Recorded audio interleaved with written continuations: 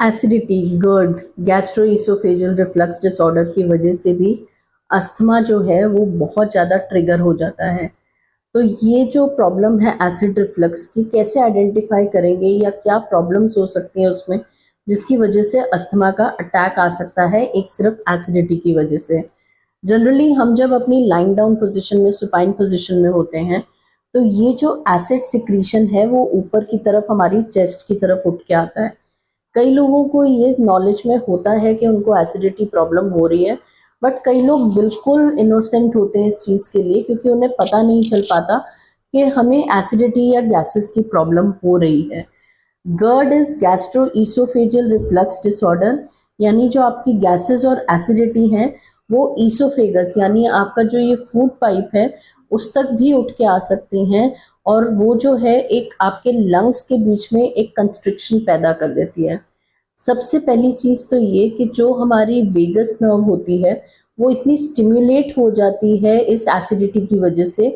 कि उसकी वजह से, उसके स्टिम्युलेशन की वजह से हमारा ब्रोंक्यूल्स जो हैं, जो कि बहुत पतली पतली टहनियों की तरह होती हैं, वो एकदम कंस्ट्रिक्शन में आ जाती है और उसकी वजह से सांस लेने में दिक्कत हो सकती है। सो वेगस नर्व स्टिमुलेशन जो है वो सबसे मेजर जो है वो एसिडिटी की वजह से हो सकता है।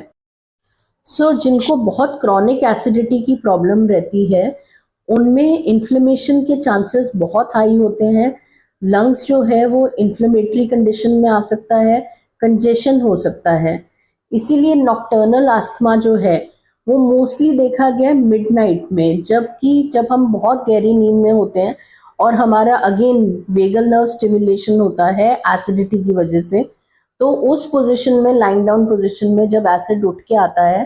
तो ब्रोंक्यूल्स में बहुत ज़्यादा तनाव आ जाता है।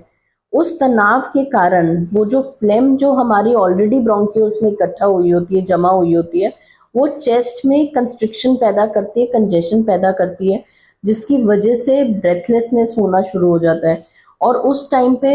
किसी भी अस्थमैटिक पेशेंट को रेस्टलेसनेस हो सकती है, ब्रीदिंग में बहुत डिफ़िकल्टी हो सकती है, खांसी नॉन स्टॉप आ सकती है कि पेशेंट को लगता है कि नहीं बस मैं बैठी हुई पोजीशन में ही ठीक हूँ, मुझे लेटना नहीं है, बिकॉज वो जो एसिड का सिक्रीशन है वो एकदम से कफ प्रोड्यूस करता है। जिनको क्रॉनिक एसिडिटी की प्रॉब्लम है उन्हें अपनी एसिडिटी की प्रॉब्लम ज़रूर ठीक करानी चाहिए। और होम्योपैथी में GERD की वजह से जो अस्थमा के चांसेस हाई जाते हैं उसका बहुत अच्छा ट्रीटमेंट है, बिकॉज आपके होम्योपैथ जो है इन चीज़ों को नोट करते हैं, उसके लिए स्पेसिफिक रेमेडी जो है वो आपको दी जाएगी, और नॉक्टर्नल अस्थमा के लिए एक अलग से मेडिसिन आपको आपके होम्योपैथिक डॉक्टर प्रिस्क्राइब कर सकते हैं। कोशिश करिए कि नाइट में, डिनर टाइम में अपनी मील्स बहुत लाइट रखिए, बहुत डीप फ्राइड या हैवी फूड ना खाएं जिसकी वजह से एसिड सिक्रीशन या बाइल आपका सिक्रीट हो, गैसेस बिल्डअप हो और अस्थमा होने के चांसेस बहुत ज़्यादा हाई हो। Thank you so much for watching.